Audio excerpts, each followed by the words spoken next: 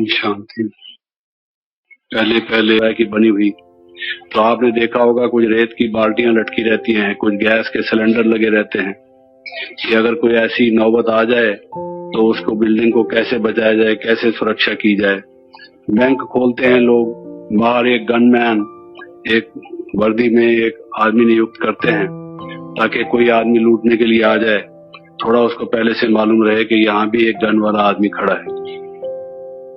तो हर एक व्यक्ति सुरक्षा की कोशिश करता है।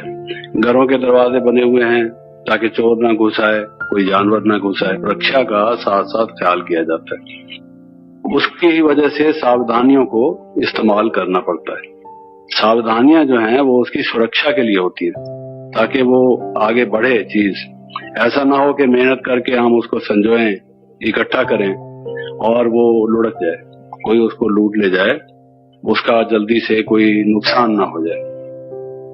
तो ज्ञान हम लेते हैं, एक एक सब्जेक्ट को हम लेते हैं, उसमें किन किन सावधानियों को साथ में हमें इस्तेमाल करना है ताकि हमारे ज्ञान में वृद्धि होती जाए।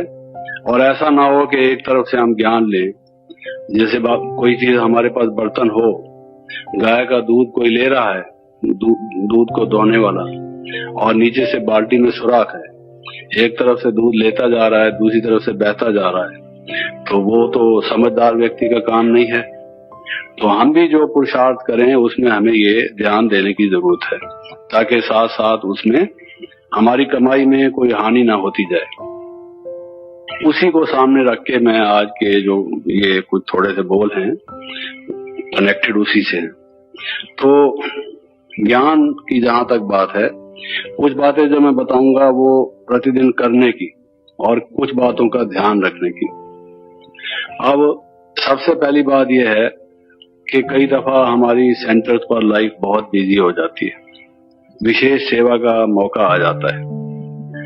दादी जी ने हमारे पास आना है तो सब लोग बिजी हो जाएंगे। शिवरात्रि का मौका है, जन्माष्टमी का उत्सव है, कोई हम आयोजन करने लगे हैं, मेला मनाने वाले हैं, प्रदर्शनी करते हैं, कुछ हमने सेंटर पर बड़ा प्रोग्राम रखा हुआ है, सब भाई बहनों का ब्रह्मा भोजन बनना है। ऐसे बहुत दफा मौका आता है जिसमें कि हम काफी बिजी हो जाते हैं। मुरली भी पढ़ेंगे नहीं पढ़ेंगे, सुनेंगे ज्यादा ध्यान से नहीं सुनेंगे, और उस दिन जैसे ऐसा लगता होगा कि जैसे कोई बिना स्नान के हो।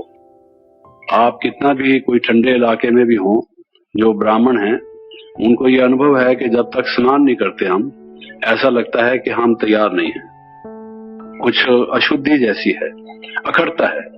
चाहे पसीना ना आया हो, वहां कोई डर्ट और डस्ट भी ना हो, मिट्टी भी ना हो, ऐसे इलाके में हम पहुंच गए हों जहां कोई अस्वच्छता की इतनी बात ना हो, फिर भी नहाए बिना चैन नहीं पड़ता। तो ये ज्ञान भी आत्मा का स्नान है, ये आत्मा का भोजन है। और बाबा ने ये हमें शिक्षा दी हुई है कि प्रतिदिन हमको मुरली सुननी है। वो तो ठीक है, बाबा ने श्रीमत दी हुई है, उसका पालन आप करते हैं, लेकिन उस मुरली सुनने के साथ साथ एक बहुत जरूरी चीज जो मिस होती है।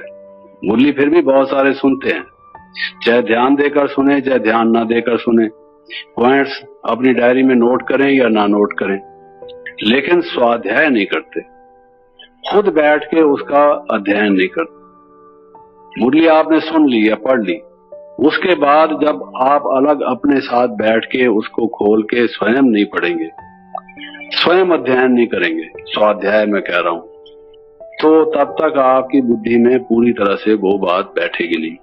कोई एकांत शांत का स्थान ढूंढकर प्रतिदिन स्वाध्याय करना, मुरली की गहराई में जाना, कोई प्रवचन हमने सुना है तो उसकी गहराई में जाना, उसको अच्छी तरह से समझने की कोशिश करना, इसका क्या भाव है, क्या रहस्य है, क्या महत्व है, जीवन के साथ ये कैसे संलग्न है।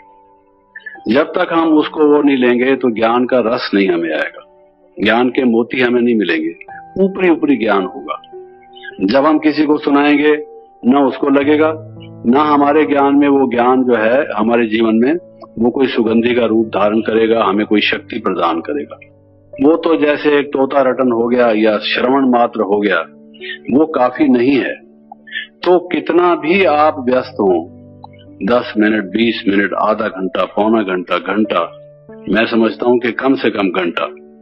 लेकिन किसी परिस्थिति में आप 1 घंटा प्रतिदिन नहीं भी दे सकते, अधिक सेवा है, कोई कारण है, नियम ना छोड़िए।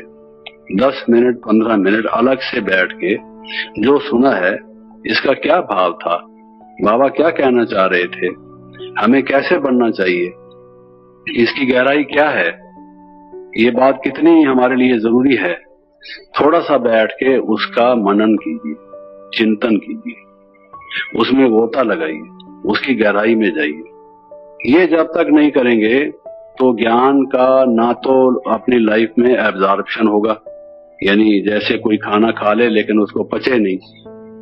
कई लोग होते हैं घर में, एक बच्चा है जो खाना खाता है और हृष्ट पुष्ट होता जाता है, एक बच्चा है खाता वो भी वही खाना है, शायद उससे भी ज्यादा खाता है पतला सुकड़ू का सुकड़ू, शक्ल उसकी सुकड़ू है, तीली पहलवान, जिसको तीली पहलवान कहा जाए, माचिस की तीली होती है ना, तीली पहलवान है वो। तो बिल्कुल इसी तरह से तो माँ को चिंता होती है कि खाता पीता भी है, हम इस पर इतना खर्च भी करते हैं, इसको लगता नहीं कोई नजर किसी लगी हुई है, क्या बात है। ये उसके शरीर में वो या तो चबाता नहीं, या उसका मैदा ठीक नहीं, स्टमक ठीक नहीं, स्टमक में जो रस निकलते हैं भोजन को हजम करने वाले, उसमें कुछ नुक्स है, या वो कोई व्यायाम नहीं करता, या उसकी शरीर की बनावट में कोई कमी बेशी है, कुछ ना कुछ तो है। जो कोई किसी के शरीर में पेट में जलमें होती हैं वो खा जाती हैं, आपको मालूम होगा, लंबे लंबे वो होते हैं, किसी के पेट में कीड़े भी होते हैं, वो खा जाते हैं, उसको लगता कुछ नहीं, कीड़े ही खा जाते हैं। आपने खाना डाला पेट में, आपने समझा हमने खा लिया, और खाने वाले पहले से तैयार बैठे हुए हैं, जैसे ही आपने डाला उन्होंने समझा हमारा ब्रह्म भोजन आ गया, वो अपना शुरू कर देते, ऐसा होता है। तो जब तक हम उसका थोड़ा थोड़ा हंसते भी जाएं बीच में तो ठीक होगा। उनका हिसाब से कह रहा हूं, वो अपना समझते हैं, क्योंकि ब्रह्मा भोजन का महत्व बहुत है, उनके लिए उस भोजन का महत्व है, इसलिए तो मनन करना, उसका स्वाध्याय करना, ये बहुत जरूरी है। कभी भी इसको मिस ना करें।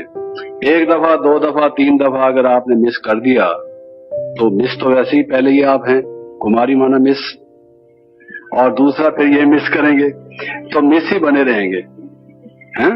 इस बात में मिस्टर बन जाइए तो अच्छा है। उसका अध्ययन करना, स्वाध्याय करना, पूरा उसकी गहराई में आना, ये जरूरी है। Not miss, you may be miss at other points of time, but so far as स्वाध्याय is concern you must not be a miss.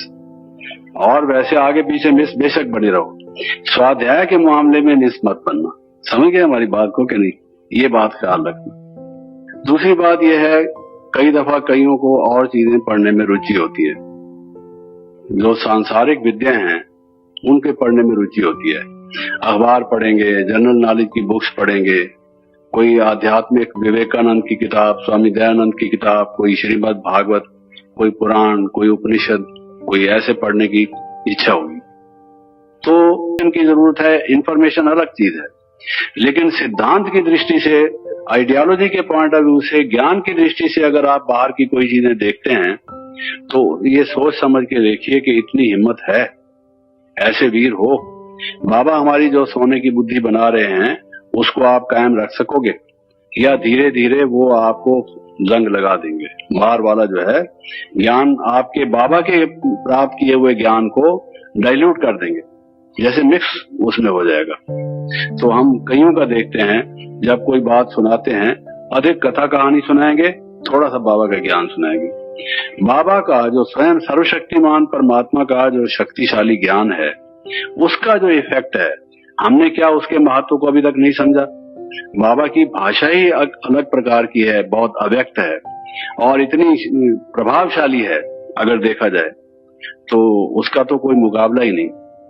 अगर हम उसको लच्छेदार और इस तरह से बनाने की कोशिश करेंगे, चरपड़े मसाले जैसे डाल के मसाले वाला खाना खाए कोई, और खूब अच्छी सारी मिर्च डाल दे, नाक भी बहता रहे, शू शू भी करता रहे और मसाला डाल के खाता भी रहे, ऐसे होते हैं कई लोग, और खाते भी रहते हैं, ऐसा करता रहे। आपको अनुभव ही है, क्योंकि बहनों को हमने देखा है, विशेष मजा आता है, खास करके जब कोई ऐसी चीज भल्ले पकौड़ी बनी हो, कोई वो क्या कहते हैं वो जो मुरमुरे का बना होता है उसको खाते हैं, खूब अच्छी सारी इमली डालेंगे, मिर्च, भेलपूरी वगैरह। देखा, याद है इनको सब चीजें।